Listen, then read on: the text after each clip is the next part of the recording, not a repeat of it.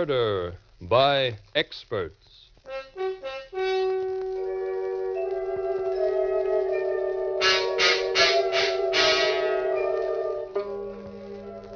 The Mutual Broadcasting System presents Murder by Experts with your host and narrator, Mr. John Dixon Carr, world-famous mystery novelist and author of the recently published bestseller, The Life of Sir Arthur Conan Doyle. This is John Dixon Carr. Each week at this time, Murder by Experts brings you a story of crime and mystery which has been chosen for your approval by one of the world's leading detective writers. Those experts who are themselves masters of the art of murder and can hold tensity at its highest. This time, our guest expert is the noted mystery writer, Miss Frances Crane. From the many thrillers she has read and enjoyed, Miss Crane has selected a gripping and dramatic story by Philip Andrews. And now we present James Stevens in The Big Money.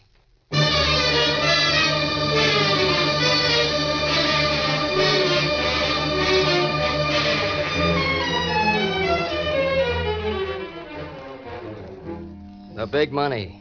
Yeah, I was in the Big Money. An hour and a half ago, I had $7 million. I had a wife, too. Slender, dark-haired, green eyes, and a cute figure. But she's gone now. She left me 1 hour and 30 minutes ago. No, 1 hour, 31 minutes, and 20 seconds ago. And she took the money with her. That's not all she took. She took my life. I wish she'd come back. I want my life back. I don't care about the money. She could keep that. After all, it only took me a month to earn it. That's right, 1 month. 30 days to earn $7 million. What's the trick? You have to be born for it. Born for the big money. And I was. I always knew it. As far back as I can remember, even back in prison, even back before that in military hospitals while the docs patched up my face and tried to patch up my memory. I knew I was born for the big money. That's why I wasn't downhearted when they let me out of the big house with the usual 5-spot and a ticket to the city and no prospects. The warden tried to give me a pep talk, but I put him in his place fast, believe you me. George, I'm glad you're leaving us today. I won't keep you long, but I want to help you if I can. That's nice of you, Warden. Mighty nice. The prison psychiatrist says you only have a partial memory of your military service and no memory at all of the period before that. That's right. I remember coming to in a hospital and being told a shell burst had knocked me out and cut up my face. That's as far back as it goes. We've checked your Army career. You're a troublemaker. In fact, you were under arrest on charges of stealing government property when that shell hit the guardhouse. So what, Warden? You were dishonorably discharged. But still, it might be possible to get medical treatment for your condition. Now, if you want me to contact the proper authorities... Skip it. Suppose I could remember everything that happened to me. I don't want to. Growing up in a slum, being kicked around, who wants to remember that kind of stuff? But your parents, your family, don't you want to find them again? They probably forgot me years ago. I'm looking ahead, not behind me. Take the average guy with a memory. He can't concentrate. He's distracted by all the things he remembers. Me, I can look straight ahead and stick to business. And that business is getting myself into the big money. Well, if that's how you feel, I won't say any more. Good luck anyway. Thanks, Warden. Thanks, anyway.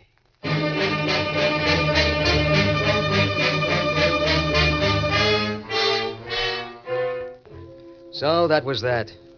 10 minutes later, I was a free man after 2 long years. I hiked straight for the railroad station and caught the first express for New York. Then I ambled back to the club car and ordered a drink. I relaxed and sat back, feeling good. Very good. Across the aisle, a girl was reading a magazine. A knockout. Black hair, green eyes, and lips like rosebuds. Pretty soon she saw me watching her, but she was smooth. She didn't even seem to look at me while she gave me a long, steady once-over. She was interested, I knew that. She turned to a short, plump, white-haired man beside her and whispered something. Whitehair gave me a long look, too. Then he got up and came across, smooth as butter. I beg your pardon. I have the feeling we're acquainted, but I can't quite bring your name to mind. My name's George Cook, if that's any help. Cook. No, I'm afraid I've mistaken you for someone else. Yes, of course. You remind me strongly of my old friend, Howard Vincent. Never heard of him. The likeness is striking. But my apologies. I didn't mean to intrude upon you. Oh, you're not intruding. Davenport is my name. Philo Davenport. Mr. Davenport? Trains are pretty dull when you're traveling alone, don't you think? Insufferably dull. Perhaps you'd care to join me and my niece for a drink, Mr. Cook.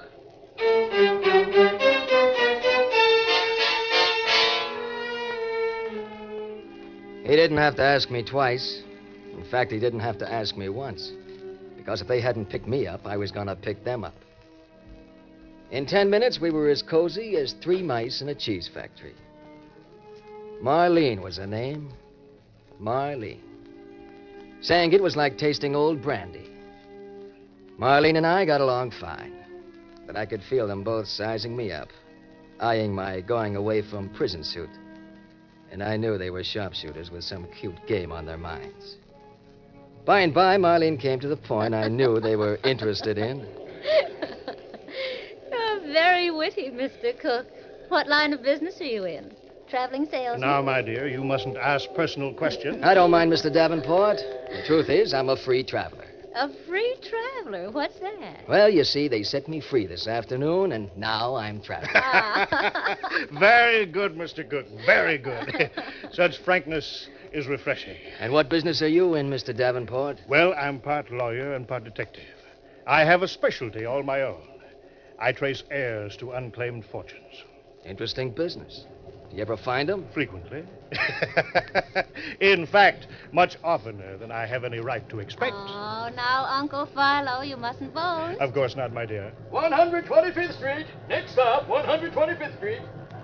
Well, this seems to be our stop, Mr. Cook. Where are you staying in town? I haven't quite made up my mind. I thought I'd look around a bit first. I see. Marlene and I would like to have you come call on us tomorrow, the next day.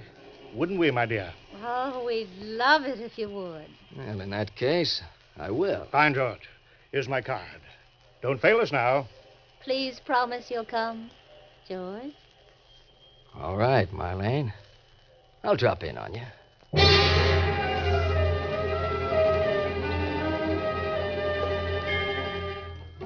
Sure, I was going to drop in on him. Philo obviously was up to some little game, and if I could find out what, it might pay me.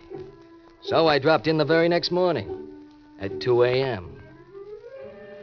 I didn't bother to wake Philo or Marlene. What kind of a friend would disturb them at that hour? I just let myself in with a pick lock, found the living room, and started going through it. I began with the drawers of a mahogany desk. And I was just getting going when the overhead light snapped on. And Philo's voice said, Good morning, George. So nice of you to come see us so soon. I turned, nice and carefully. And there was Philo in a dinner jacket and Marlene wearing a gown that started at the floor and stopped Oh, unexpectedly. now, Uncle Philo, don't make George think he isn't welcome. Put away that gun. Offer him a drink. Of course, my dear. George, if I put away this gun, will you sit down for a glass of brandy and a nice quiet chat? Why not, Philo? I'll sit here on the couch. I was just looking around the room while I waited for you. Admirable. Marlene, he's our man. I know he is. Congratulations, George. I'll get the brandy, Uncle Philo. You know, George, I made a bet with Marlene you'd show up tonight. Philo, I underestimated you. So you were waiting for me? Yes, we've been waiting for you. Since we left you on the train, I've checked your entire career. Your Army record, your being wounded, your prison sentence for robbery after your discharge, your loss of memory, everything. That's fast work. Well, it's my business. On the train, Marlene and I were startled at your resemblance to a certain Howard Vincent. Yeah, you mentioned him before. Who is he? I'll come to that in a moment. I said that my business is finding missing heirs who have fortunes waiting for them. I'm successful at it, George, because sometimes when an heir can't be found, I create one. Philo, I'm beginning to think you aren't honest. Which brings me now to Howard Vincent. He died in a train wreck in 1941. I saw his body, but only I know for certain that he is dead. I see. Go on. for 4 years, an estate of $7 million has been waiting for him to turn up to claim it. $7 million? And a few odd thousands. Here's the brandy, Uncle Philo. Thank you, my dear, thank you. Here you are, George. Right. Now I propose a toast to Howard Vincent, formerly George Cook, and to $7 million, divided 50-50.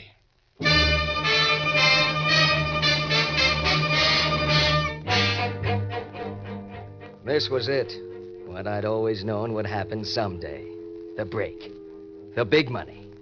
$7 million. $7 million just waiting for me to reach out and grab it. The three of us sat up most of the night while Philo outlined the deal. You see, George, you're perfect for the part of Howard Vincent. You look enough like him so that we can claim it's the scars from your wound that keep the resemblance from being exact. I think they rather improve your looks, George. I wouldn't want you to look too much like Vincent. In his photographs, he's rather vicious looking. Well, thanks, Marlene. I never dreamed that shellburst was going to blow me right into $7 million. $3.5 million. Remember? Oh, sure. 3.5. Your loss of early memory is also very fortunate.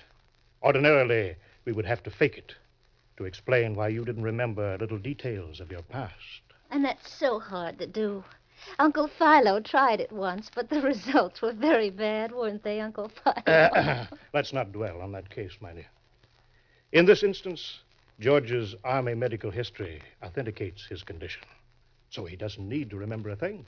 I told the warden that memories only handicap a man. Your prison record will have to be freely admitted.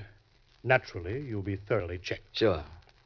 But suppose they manage to trace me back to before the Army, to the time I can't remember about. What then? They won't. You see, I am in charge of the search for Vincent. You? How come, Philo? Howard Vincent was a typical rich man's son. Too much money, too much freedom. You know the story, George? Sure, I've read it a dozen times. Yes, back in 1941, he got mixed up in something really nasty and disappeared. Then the family got word he'd been killed in the wreck of the Western Flyer in Wyoming. You remember, 30 dead. Oh, but I forgot. You don't remember. I'll look it up in the papers. Go on. Uncle Philo flew out and found that a watch and a wallet belonging to Vincent had been recovered from the wreckage. There were also 3 bodies, any one of which might be Vincent. I get the picture. He was a little hard to identify by then. Yes, but I recognized one of the 3 as poor dear Howard Vincent all the same. However, I was already foreseeing, shall we say, future possibilities. Philo, now I know you're not honest. Well, I came back to report. I hadn't been able to identify any of the dead as Howard. He might still be alive. So his father kept on hoping. When the old man died in 1945, he left his money to his son, provided Howard could be found within 7 years. And he left me an annual retainer to keep looking for him. And now, at last, you found him. No, my dear. Not for several weeks yet. You see, we have careful preparations to make. Very, very careful preparations.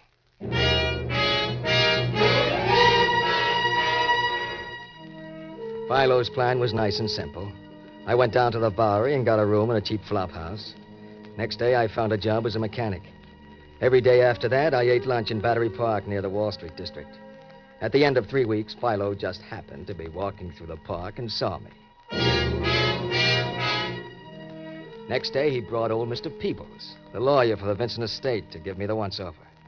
Mr. Peebles oohed and ahed, and I was discovered. As easy as that. Of course, it didn't end there. They asked me a million questions. They traced my record, prison, army, hospital, wound, everything. They had high-priced docs check me over to be sure my lack of memory was on the level. But at the end of the month, they hadn't proved I wasn't Howard Vincent. And then Philo and I gave little Mr. Peebles the clincher. The old one, too. Well, Mr. Peebles, are you satisfied that we've really found Howard at last? Yeah, me, Mr. Davenport, I just can't seem to make up my mind whether he is Howard or not. I think he is, but be dreadful if we made a mistake. How completely right you are, Mr. Peebles. But I think I have the evidence that will settle our doubts for good and all. Why, it's a college history book, one of the books Howard used at Yale. Yesterday, I had an inspiration. I searched all of Howard's old books, and at last I found what I'd hoped for. See, Here on page 98. Yes. A faded fingerprint in ink on the margin. Made one night 10 years ago when Howard was studying. The only fingerprint of his we've ever located. So it is. My goodness, this is important. This will tell us beyond question whether this young man is Howard or not. Yes, we only have to compare his fingerprints with this print Howard made 10 years ago, and we'll know. Well, George, are you willing to make the test? Certainly I am. If I'm not Howard Vincent, I want to know it. If I am, I want to enjoy it. A very reasonable attitude. Dear me, yes. Will you make the print, Mr. Davenport?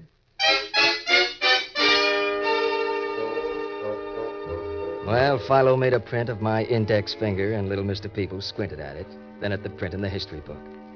He spent at least 5 minutes doing it, mumbling to himself. This is an important moment. Very important moment. Dear me. Yes. Yes, I'm sure of it. The prints match. You are Howard Vincent. Congratulations, my boy. Congratulations. Of course the prints matched. Philo had faked that print in the history book a month before. I was in. The big money at last. $7 million. Yes, 7, not 3.5. I didn't have any more idea of splitting with Philo than of flying to the moon. Naturally, I didn't tell him that. Not yet. I sort of got the feel of things first. I settled into being Howard Vincent very, very quietly. You know how the big money works. Hush, hush. That's how I wanted it. But pretty soon I felt as if I'd been Howard Vincent all my life, and I began to enjoy it. But I couldn't put Philo off forever. And the showdown came one morning in my plushy private office at the very top of the Vincent building. Philo and Marlene were both there, and they got down to business fast. Well, George, you've adapted yourself to wealth very quickly. Enjoying yourself, eh? I certainly am, Philo. I always knew I was meant for this kind of life. It seems to come natural to me. I believe I could get used to it myself. Which brings up the matter of my split. Of course, Philo, but it'll take time. It has to be arranged. Very smoothly arranged. Oh, we understand that, George. It isn't that Uncle Philo distrusts you. He'd just hate to have a misunderstanding spoil our friendship. It's a big job, turning over half the estate without anyone getting suspicious. Of course it is, my boy. Of course it is. And I'm going to give you 2 years to do it in. 3, if you think necessary. But I will want monthly installments of at least $50,000 until the final settlement. $50,000 a month, but Philo... Oh, George, that isn't so very much. Out of all the millions you'd never have had but for Uncle Philo. Oh, all right. You win. $50,000 a month. I'm glad you're seeing it my way. And now that is settled, we won't be meeting again, George. We won't. Why not? Uncle Philo means he'll feel safer if he's where you can't try to kill him, George. Kill him? That's ridiculous. I wouldn't dream of any such thing, Philo. You know that. Of course I do, my boy. Especially since as soon as I leave here, I intend to write out a complete account of this interesting affair and leave it with a friend to be forwarded to the police if anything violent should happen to me. Now, that's not necessary, Philo. Nevertheless, I shall feel better when it's done. Marlene, my dear, shall we go now? In a minute, Uncle Philo. I want to powder my nose first. I'll be right back. No hard feelings, I hope, George. It's only good business, you know, to take precautions. Of course there's no hard feelings. I'm still making out pretty good. Here, let me ring for the elevator for you. You might as well ride down in my private car. A private elevator? Well, great wealth has its privileges, as I hope to find out. Funny. I push the button, but I don't hear the car coming. Perhaps it's already at this floor. Try the door. All right, I will. Well, how do you like that? The door opens, but the elevator isn't here. The shaft is empty. Oh, that's very odd. There's something wrong with the mechanism. The door shouldn't open if the car... George, what are you doing? What are you grabbing me for? Let go of me, George! No! No!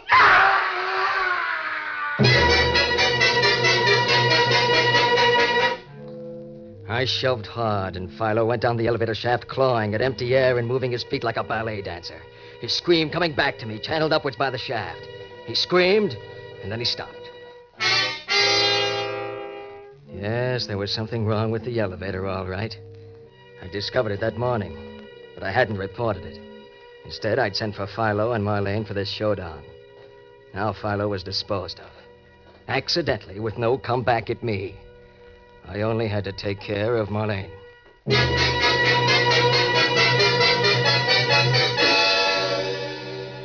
I closed the elevator door and stood there trying to act calm, but the perspiration was popping out on my brow. They'd find Philo in a moment. Wasn't Marlene ever coming back? Then she came. Well, here I am. But, George, where's Uncle Philo? Yeah, he's in the elevator. I'm going down with you. We'll stop at the bank. I'm making a small advance payment. In the elevator. Oh, all right. Open the door, George. Go on, open it. She wasn't close enough. I had to stall. Get her closer. Door seems to be stuck. Give me a hand, Marlene. No, thank you, George. I'd rather not. But, Marlene... Stay right there, George. Don't come any closer. You see, darling, I have a nice ladylike gun in my purse. Marlene, what is this? A gag? No, I didn't powder my nose, George. I found I'd forgotten my compact, and I came back. I was outside the door when I heard you talking about the elevator, and then Uncle Philo screamed. Poor Uncle Philo. I thought he was smarter than that. So did he. But he wasn't. A baby could have taken care of Philo. Well, go on. Grab the phone. Call the cops. I could. But what good would that do either of us? I don't get you.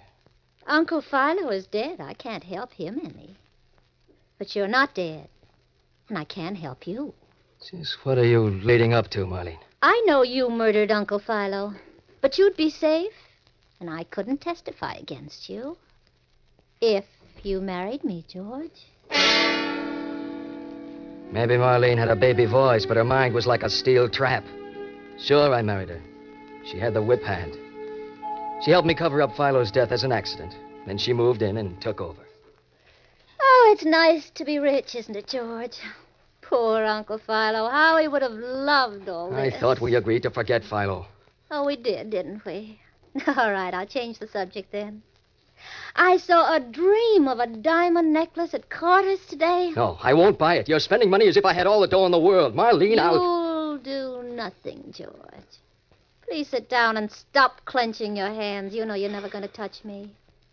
If anything should ever happen to me, and I mean anything, a friend will send a complete account of this impersonation of yours to the police. So you're going to take good care of me, darling. And that being the case, why don't we be friends? I'm not such bad company. Am I, George? No, Marlene wasn't bad company. She was very good company when she wanted to be. And that written account to go to the cops if anything happened to her protected her better than a bodyguard could have. So I made the best of it. We got along all right. Except that Marlene spent money like crazy. Until one night on our private terrace 20 stories up with a bottle of Napoleon brandy open between us, I began to feel sleepy. Very sleepy. Too sleepy. I tried to stand up, and I couldn't. I flopped back in the deck chair like a rag doll, and Marlene stood up and leaned over me. George? George? Huh? What is it? Why don't you go inside instead of falling asleep out here on the terrace? Go inside? Yeah, that's a good idea. I tried to stand up again. This time, with Marlene's help, I made it. She stood very close while I wobbled to keep my balance. And I knew she'd put something in the brandy. Liquor by itself couldn't have done that to me. Marlene. Marlene. Yes, George? What'd you put in the brandy? Just a few drops of something, George, dear. Steady. Mustn't fall, not yet. We're not close enough to the railing. What are you up to? You've never stopped trying to find a way to be rid of me, have you, George? Well, you'll never succeed because I can make plans, too. And I've made my plans to be your widow. That's crazy. You can't get away with it. Oh, of course I can. You're going to have an accident. You're going to fall 20 floors from this balcony to the nice, hard street. Now, come over here, George. Another step. That's right. No, I won't. You can't. Oh, but I can. What I put in the brandy has made you helpless as a baby. Matthew, the butler, will testify how drunk you were. George, can you hear me? Yes, I can hear you. George, let go of my wrist. You can make plans, George, Betty, let me go. but you overestimated how far gone I was. I'm pretty wobbly. Let me but go, not George. wobbly enough for you to push me over any railings. I was just joking with you, George. I was just trying to scare you. Let go of me. Oh, no, you don't. George. We're going inside. I'm going to teach you a little lesson. Stop struggling. It won't do you any good. George, let go of me. Marlene! Let go. Marlene, look out! George!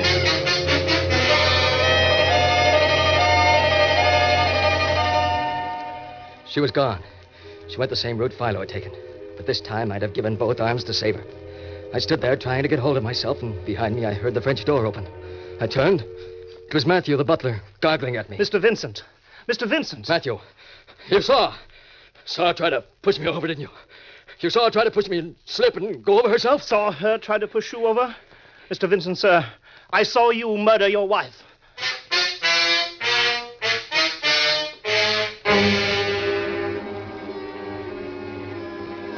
Well, that's the story. You, Mr. Peebles, and all you others. I sure had you fooled. Howard Vincent. That's a laugh. I was born in the gutters, but born for the big money, and I had it even if it didn't last. After what Matthews told you, I know you'll never believe I didn't kill Marlene. And with those documents Marlene left to be turned over to the cops, well, I guess I've come to the end of the road. But you can't get the big money without paying for it somehow, can you? Oh, Howard. Howard, my boy. Yes, Mr. Peebles? Marlene didn't leave any documents. She didn't. But she said... No, that was just an effort to keep her hold over you. You see, shortly after we accepted you as Howard Vincent, we found a box of your boyhood toys. And among them was a paint box covered with fingerprints and dried paint. Then why didn't you nab me? Why'd you let me get away with it? Because they were your fingerprints. My boy, this was all so unnecessary. You are and always have been Howard Vincent.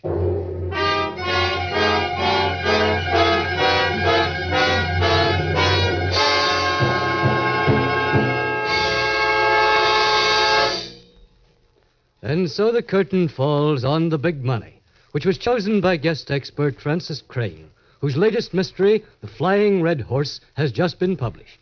Next week at this time, Murder by Experts brings you a story of a murderer whose victim refused to stay dead, selected for your approval by Cornell Woolridge. Until then, this is your host, John Dixon Carr, hoping you'll be with us next week at this time. The Big Money was written by Philip Andrews and adapted for radio by Robert A. Arthur and David Cogan. In the cast were James Stevens, Ann Shepard, Eric Dressler, and Wendell Holmes. Music is under the direction of Sylvan Levin and was composed by Richard U. Page. Murder by Experts is produced and directed by Robert A. Arthur and David Cogan. All characters in our story were fictitious, and any resemblance to the names of actual persons was purely coincidental. This is Jack Farron speaking.